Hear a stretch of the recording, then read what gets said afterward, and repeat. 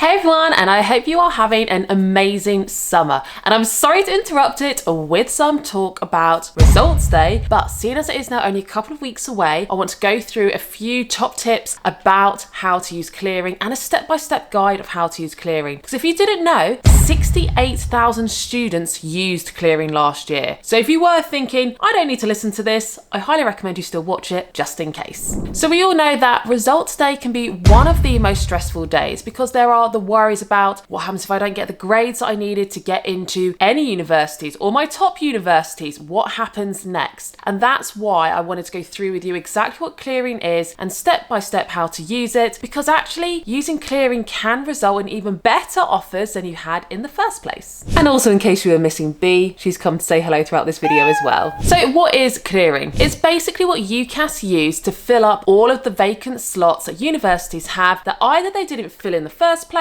or have then become empty on results day because another student didn't get the grades. Missing out on your first choice can be tough, but it doesn't mean that is the end and you're all out of options. It can actually be a really good opportunity to explore different options you hadn't thought of, and there are always loads of good courses and universities still available through clearing. You just have to act quickly on the day. So let's start with the basics. So from the 5th of July to the 21st of October 2024, you can apply for a course using clearing if you're not already holding an offer from a university or college and the course still has places. So you can only use clearing if you are applying after the 30th of June, you didn't receive any offers or none that you wanted to accept, you didn't meet the conditions of your offer, which basically means you didn't get the grades that they offered you, or if you've declined your firm place using the decline my place button in your application. So that's what clearing is. Next, I'm going to go through with you step by step the 4 simple things that you actually have to do to apply through clearing, which for most of you, if you're going to use it, that's going to be on results day. Step 1, discuss with an advisor at school or college what your different options are. Step 2, see what courses are available on the UCAS website that you could apply for. Step 3, then contact the universities that are offering the places that you're interested in. Step 4, you then add your clearing choice to your UCAS application. But let's go through each of those in a bit more detail so you know exactly what you'd have to do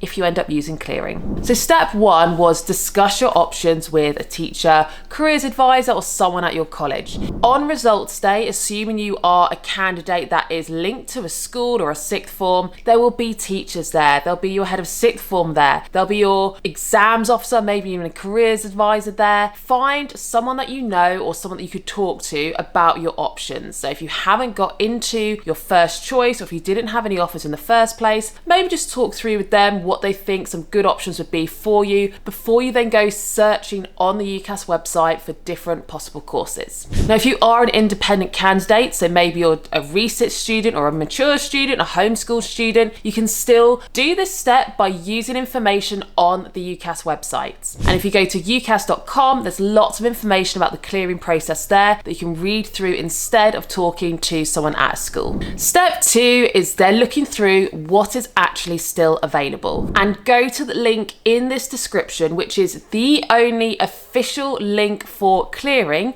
It's the UCAS clearing link where they have all of the courses available. And it is the most up-to-date vacancy list. So definitely only bother using that link for UCAS clearing on results day. So using that link, you can then enter what courses you're interested in and you'll get a list of all of the vacancies available. You can then have a look through which courses are there. It might be slight different versions of your original one. Maybe it will be a joint honours, maybe it'll be a slight different title, but have a look what is available. For some people, maybe you're going to go for something completely different, but you can still have a look and look at the criteria that they are after to see would you be able to get an offer from them now with the grades you've got for your A-levels. The other thing to be aware of is the vacancy list is continually being updated, so keep checking back because some courses that may have been full at the start of the day might end up having vacancies later on in the day, because throughout results day people are going to be accepting or declining offers, which means a course that was full might now have a couple of spaces. So keep your eye on the list, keep refreshing, keep checking until you see something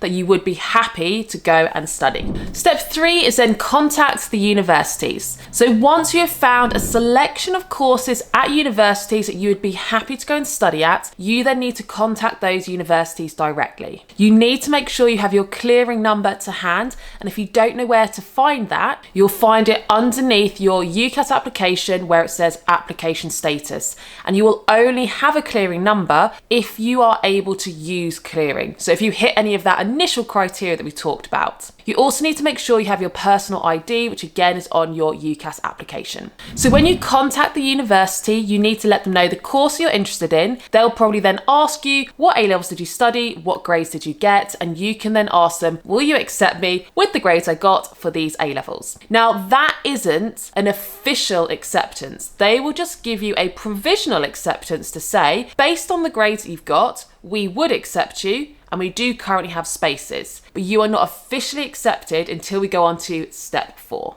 Now, it's recommended by UCAS that you collect a range of these informal offers over the phone so you can then get an idea of these universities have spaces on the courses I'm interested in. And not only that, they would all accept me. When you've got that short list of ones that you know you would definitely get into, then you need to have a quick look at other factors that might help you to determine which one you want to go for. For example, have a look at what accommodation they have available. Have a look at what the city is like or the location is like in general to help you decide not only with that course that's available would I be interested in it, but also would I like living where I'd be for that particular course. Now, if you can go and visit it on the day, then that would be a great idea, but that might not be possible. But many universities have virtual open days and things on their website that you can look through as if you were at the university to get a bit of a feel to help you to decide. So finally, step 4. Once you've narrowed it down to the one university and degree that you've picked from that list,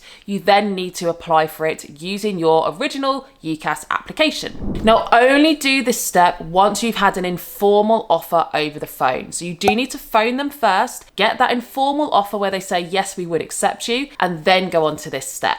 So you then need to go to your UCAS application and click Add Clearing Choice. Once you're there, you then enter the course details, but you need to make sure you do that before the deadline, which is the 21st of October 2024. But make sure you do it as soon as possible if you're certain, because otherwise that space might be taken up by another student. Now, once you've done that, that counts as a definite acceptance, meaning you have said it's your firm choice. You definitely are going to go there if the university accepts you. Once they've then accepted you, that's it. You are in and you've now got a university place that you will be going to. And at that point, you can then start to prepare your student finance, student accommodation, and get ready for university. Now, if you do want to find out any more information about UCAS, more details on the step-by-step guide, or have a look at their FAQ section, then I'll put their general link below where you can go and see all the FAQs if there's anything you want to know that I haven't gone through in this video. For example, one FAQ is, can I apply to the same university and same course even if I applied originally and they didn't give me an offer? The answer is yes. If that is showing up on UCAS Clearing, you can still do step 3, call them up and say, look, this is what I actually got. Will you now accept me? And you never know, maybe they will this time round. Now you've got those set grades. So that's it. Everything you need to know about clearing for 2024. And I'm wishing you the best of luck for results day. Whether that is you get the grade you need for your firm choice or you're going through clearing and you get something just as good, just through an alternative pathway. Make sure you keep a lookout for my other results day videos that are coming up to help you before then. But for now, I'll let you get back to enjoying your summer.